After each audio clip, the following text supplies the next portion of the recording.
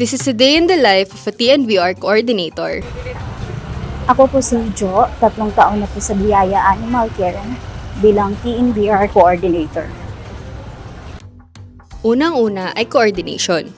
Importanteng may clear communication between the client and their area tulad ng LGU or barangay.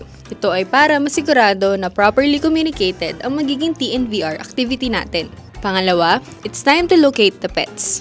Sa tulong ng client o mga tao sa lugar, tuturo nila sa ating TNVR team kung sino ang mga pets na mga hindi pa kapon para sila ay matrap natin. Next ay trapping. Gamit ang pagkain, papalapitin ng ating TNVR staff ang mga pets na ito. Nakaabang ang traps at carriers na gagamitin sa kanila para mahuli. May iba na mababait, ngunit may iba ring mailap kaya kailangan ng extra ingat.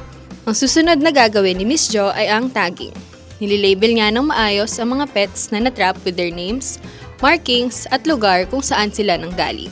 Matapos sa mga ito, nilalagay na ang mga pets sa vehicle para matransport na sa Biyaya Animal Care Katarungan. Dito gagawin ang kanilang kapon at vaccination ng anti-rabies. Then, after 3 days, i-return na ang mga TNVR pets sa kanilang lugar. Dito importante ang tagging dahil sinisigurado nito na maibabalik ang mga pets ng tama sa kanilang community. Show compassion with action. Book a TNVR with Biyaya Animal Care today.